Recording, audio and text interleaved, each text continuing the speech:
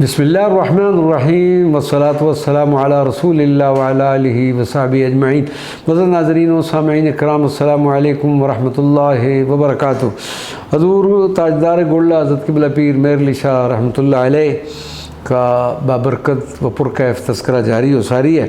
हज़रत क़िबला आलम के अकलौते साहबज़ादे हज़रत क़िबला शाह ग़ुलाम मुहीउद्दीन अल-मारूफ़ बाबू जी की विलादत बासआदत दिसंबर 1891 में हुई, और जब आपको इस विलादत की खुशखबरी दी गई तो आपने फरमाया कि हर शख्स को औलाद नरीना के पैदा होने की खुशी होती है, लेकिन मुझे इस बात की खुशी है कि हमारे घर में एक अल्लाह अल्लाह करने वाली रूह का वरूद हुआ है। चुनांचे दुनिया ने देखा कि सफ़र हो या हदर, सेहत हो या बीमारी, हज़रत बाबूजी किसी वक्त भी अपने मालिक की याद से गाफिल न रहे। आप में बचपन ही से रुश्द व हदायत के आसार पाए जाने लगे थे और आप नौ उम्री ही से ही मुतवज्जे इलल हक़ हो गए थे। हज़रत क़िबला बाबूजी रहमतुल्लाह अलैह को बचपन से ही रेलवे इंजन से ख़ुसूसी दिलचस्पी थी, और यह इस हद तक बढ़ी कि अक्सर रातें गोल्डा शरीफ स्टेशन पर गुजार देते, और आपने इंजन चलाना भी सीख लिया और अपनी बैठक की छत रेलवे सिग्नल की तरह का एक सिग्नल भी आपने नस्ब करवाया। और जब कोई रात के वक़्त गाड़ी गोल्डा स्टेशन से गुजरती तो आपके जानने वाले ड्राइवर इंजन की सीटी बजा देते, जिसकी आवाज़ सुनकर आप अपनी बैठक का सिग्नल गिरा देते थे। आपकी इस दिलचस्पी को देखकर हज़रत आला ने आपको बाबूजी का खिताब अता फरमाया, जो फिर इस कदर मशहूर हुआ कि सब लोग आपको बाबूजी ही कहने लगे।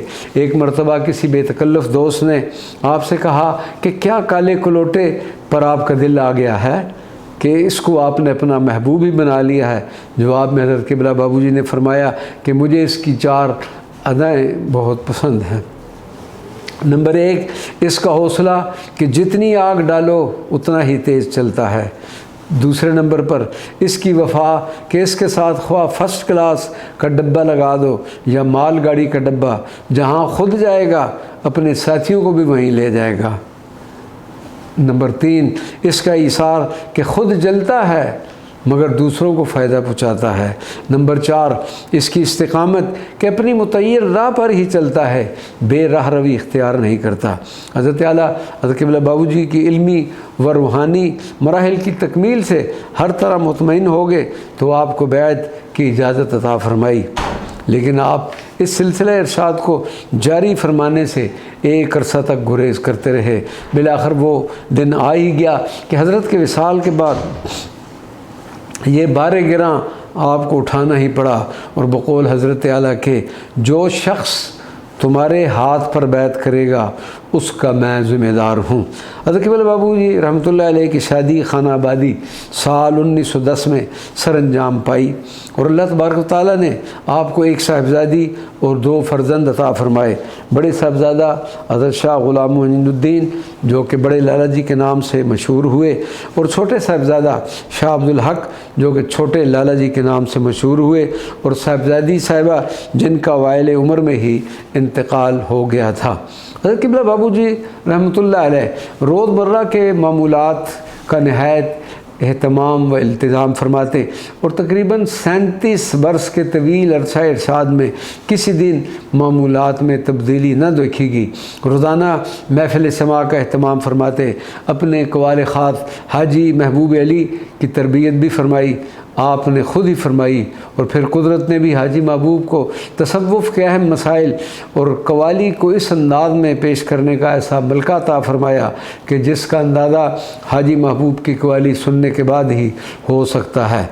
इस बंदे नाचीज़ को भी शर्फ हासिल रहा है कि इसने कुछ अर्सा 1977 में हज़रत हाजी महबूब अली रहमतुल्लाह अलैह की खिदमत में हाज़िर होकर मसनवी शरीफ को सितार पर पढ़ने का तरीका सीखा, और फिर जब मुझ जैसे गुनाहगार को हज़रत मौलाना जलालुद्दीन रूमी मदार मुबारक कोनिया शरीफ तुर्की की खिदमत में हाज़री 1995 का मौका मिला, तो हज़रत मौलाना रूम रज़ी अल्लाह ताला अन्हु के मदार मुबारक के सामने बैठकर उसी अंदाज़ में मसनवी पढ़ने का शर्फ हासिल हुआ।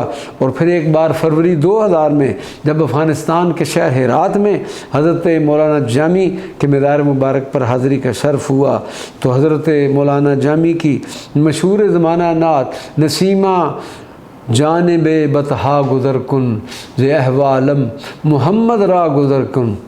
اسی انداز سے پڑھی جس انداز سے حاجی محبوب میرے استاد مکرم پڑھا کرتے تھے۔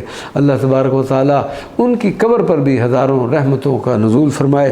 حضرت بابو جی بھی فرمایا کرتے تھے کہ محبوب کی قوالی کو سمجھنا ہر ایک کا کلام نہیں، ہر ایک کا کام نہیں۔ آپ ہمیشہ سفر و حضر میں حاجی محبوب کو اپنے ہمراہ رکھتے۔ آپ اکثر فرمایا کرتے تھے کہ حضرت اعلیٰ کے اس دنیا سے تشریف لے جانے کے بعد محبوب ہی کی وجہ سے وقت کچھ اچھا کٹ گیا ہے۔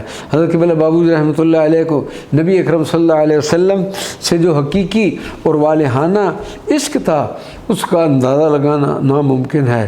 اسی شوق کی تکمیل کے لیے سال ہا سال تک آپ دیر حبیب صلی اللہ علیہ وسلم میں حاضری دیتے رہے۔ اسی طرح سرکار بغداد حضرت خواجہ معین الدین چشتی، حضرت مولانا جلال الدین رومی، حضرت مولانا عبد الرحمن جامی افغانستان سے بھی آپ کو خصوصی عقیدت تھی، اور ان بزرگان کی زیارت کے لیے کئی بار دور دراز کے سفر طے کیے۔